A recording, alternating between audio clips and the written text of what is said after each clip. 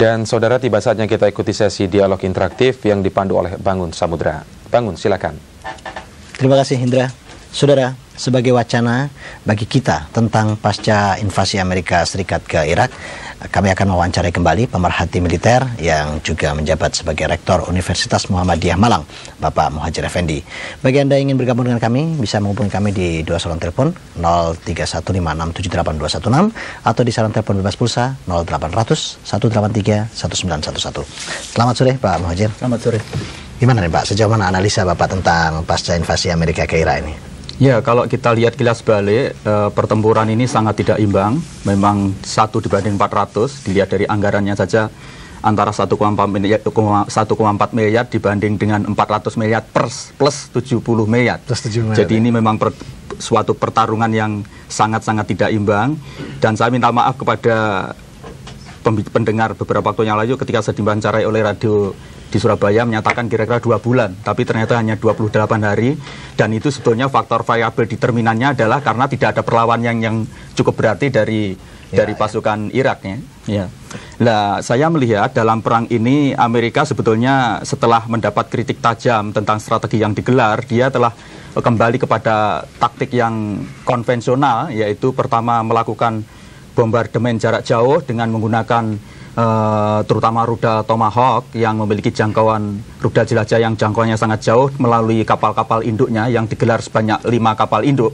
Di Laut Tengah ada 2, di Teluk Persia ada 3, yang itu Tomahawk itu diluncurkan untuk meyakinkan bahwa sampai untuk memperlemah pertahanan udara Irak. Baru kemudian diikuti dengan bombardemen melalui pesawat-pesawat tempur dan bombernya.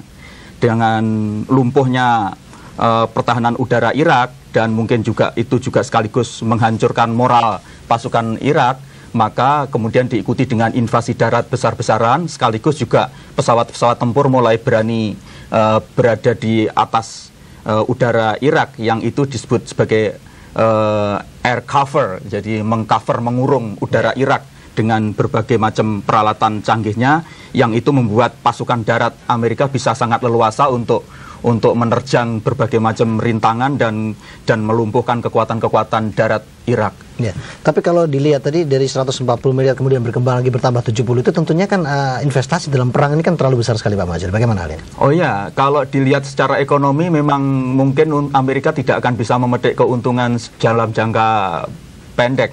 Tetapi dilihat dari segi geostrategis, ini sangat penting bagi Amerika adalah ada semacam military gain, jadi keuntungan militer yang luar biasa. Dan untuk jangka panjang secara ekonomi, Amerika berarti mendapat jaminan yang pasti tentang masa depan kebutuhan minyak bangsa Amerika, karena cadangan minyak Arab Saudi yang selama ini telah praktis dikuasai oleh Amerika, sekarang ditambah lagi cadangan dari Irak, dan Arab Saudi dan Irak ini adalah pemilik cadangan minyak terbesar di dunia. Dengan begitu maka masa depan bangsa Amerika yang dikenal sangat boros, sangat pemboros di dalam menggunakan energi minyak itu akan terjamin untuk puluhan tahun yang akan datang. Ya, berarti Amerika juga bisa dikatakan berwajah dua ini Pak ya. Di satu sisi dia kebebasan global, tapi di satu sisi dia juga seakan-akan membangun imperium baru. Bagaimana? Betul, tema besar yang diangkat Amerika di dalam rangka menggunakan militernya sekarang ini adalah di dalam rangka membebaskan bangsa-bangsa di dunia dari terorisme dan pemerintahan tirani. Tetapi dalam satu sisi yang lain sebetulnya sebagaimana para pengkritik mengatakan, Amerika secara tidak langsung juga telah membangun global empire, jadi imperialisme global. Jadi satu sisi membebaskan, satu sisi mau mengurung dunia di dalam cengkaramannya itu. Ini adalah suatu gejala apa yang disebutkan policy paradox. Jadi paradoks kebijakan Amerika pada skala global. Ya, dan ini sudah terbukti juga melalui Jerman, Jepang, Inggris, betul Pak ya?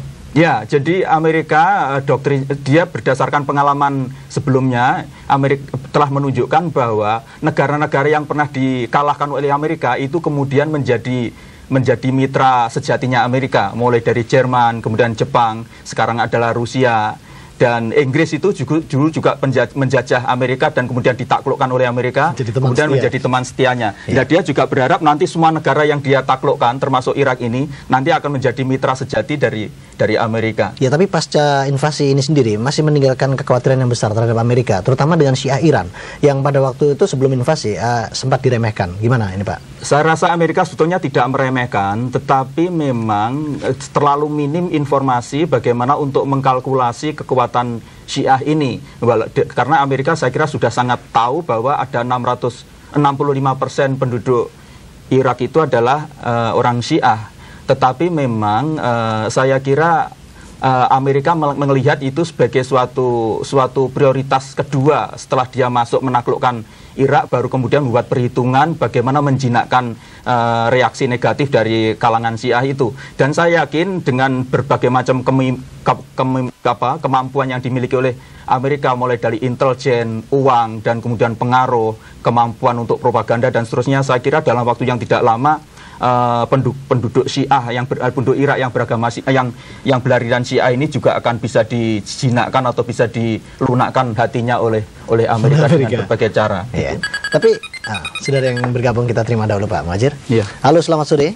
Selamat sore Pak. Ya, dengan siapa Pak? Dari Pak Mursid Malang Pak ya. Pak Mursid di Malang, silakan. Iya. Saya mau tanya kepada Pak Muhajir ini dari Malang. Iya. Ya. Selamat sore Pak. Selamat sore. Ini ngomong-ngomong masalah mengenai Amerika invasi ke Irak setelah ini sudah perang. Iya. Apakah ini bisa terjamin Amerika ini untuk memperbaiki Irak, sedangkan yang menyerang itu terus terang kalau kita nilai itu Amerika. Iya. Yang mempunyai opsi seakan-akan dia itu tidak ada polisi lagi di dunia ini. Iya. Jadi apakah karena Pak Muhajir ini katakanlah termasuk bisa menilai lah, apa memang betul? Baik. Demikian Pak, cukup. Assalamualaikum. Waalaikumsalam warahmatullah. Saya langsung sambung. Halo, selamat sore. Halo, selamat sore. Ya, dengan siapa Ibu? Dengan Isti di Surabaya. Silakan Ibu Isti. Iya, ini Pak, saya hanya ingin mengomentari bahwa Amerika ini kan jelas-jelas memiliki paham kapitalis Pak ya. Ya. Dan dia itu akan berusaha untuk bagaimana agar kebutuhan-kebutuhan dalam negerinya itu terpenuhi. Ya. Ya, salah satunya dengan menguasai kekayaan alam negara-negara Islam. Ya. Dan tentu kita sebagai umat Islam itu memang harus bersatu untuk melawan Amerika, karena kekuatan negara itu tidak bisa hanya dilawan dengan kekuatan ini yang hanya kecil-kecilan, jadi harus dilawan dengan kekuatan negara pula. Seperti itu. Jadi kalau misalkan Amerika ini tidak diberi pelajaran, maka ya kita akan melihat negara-negara lain yang itu adalah negara-negara Muslim yang nanti akan menjadi korban berikutnya dari. Baik, bisa dipahami. Iya Pak. Ya, bisa dipahami Bu Isti. Oh iya, ya terima kasih. Baik, terima kasih. Assalamualaikum. Waalaikumsalam. Saya sambung kembali. Halo, selamat sore. Halo. Halo, dengan siapa Pak? Halo. Halo. Ya, halo, silakan. Dengan siapa ini? Halo. Ya, halo. Selamat sore. Selamat sore, dengan siapa Pak? Pak Frans ini. Pak Frans. Ya. Silakan. Begini Pak, selamat sore. Selamat sore. Sebenarnya kalau ya kita tidak bisa menutup mata terhadap tujuan invasi Amerika juga ke Irak itu. Sebenarnya salah satu tujuan itu kan untuk dari sisi ekonomi dia ingin menguasai minyak Irak gitu kan. Itu terus terang aja begitu. Sebenarnya tujuan politisnya itu mungkin hanya sekedar untuk membungkus tujuan ekonominya dia untuk menguasai minyak Irak itu. Tapi sebenarnya Amerika sendiri pun juga punya ladang minyak kan begitu di Texas atau di Alaska dan lain sebagainya. Nah ini sekarang masalahnya begini, apakah ini salah satu tujuan politik dari Amerika sendiri untuk menghabiskan dulu minyak-minyak yang ada di Timur Tengah begitu, lalu dia dengan demikian dia mulai mencari teman dan lalu pada akhirnya dia menguras juga minyak-minyak yang ada di negaranya sendiri untuk kepentingannya. Bisa dipahami Pak Frans. Iya. Amerika itu punya tujuan ekonomi terutama itu ya toh Pak. Ya, baik. Itu kira-kira. Terima kasih. Terima kasih Pak Frans. Ya, silakan Pak. Saya kumpulkan 3 dahulu untuk ditanggapi. Nanti terlalu banyak malah tertinggal. Silakan. Dari Pak Mursid mengenai apakah ada jaminan bahwa Amerika akan melakukan perbaikan-perbaikan atau akan membuat rakyat Irak itu dalam keadaan hidup yang lebih baik? Ya memang tidak ada jaminan. Tapi sesuai dengan langkah-langkah yang dilakukan oleh Amerika, Amerika punya concern itu. Hanya memang akan sangat tergantung bagaimana kemudian respon terutama dari dalam negeri Irak sendiri. Karena kita tahu bahwa tidak seluruh bangsa Irak itu melihat Amerika itu sebagai dewa penolong yang akan melakukan perbaikan-perbaikan. Tapi bahkan mereka ada yang menganggap bahwa Amerika ini adalah sebagai orang yang sebagai bangsa atau memang banyak yang mengatakan bahwa Saddam itu memang jahat, tapi Amerika ini juga tidak kalah jahatnya dibanding Saddam. Karena itu sebetulnya apapun langkah perbaikan yang dilakukan oleh Amerika, memang tidak akan ada jaminan bahwa Amerika akan bisa membuat rakyat Irak itu lebih sejahtera. Hanya memang mungkin sesuai dengan mazhab kapitalis yang dikembangkan selama ini oleh negara seperti Amerika, akan ada sekelompok kecil bangsa Irak itu yang menikmati kemakmuran akibat jatuhnya Saddam Hussein, tapi bisa juga ada kelompok-kelompok yang justru tidak mendapatkan anugerah atau tidak mendapatkan kenikmatan yang lebih baik dibanding waktu diperintah oleh Saddam Hussein. Karena itu kita akan lihat bagaimana perkembangan komitmen Amerika ke depan terhadap Irak ini.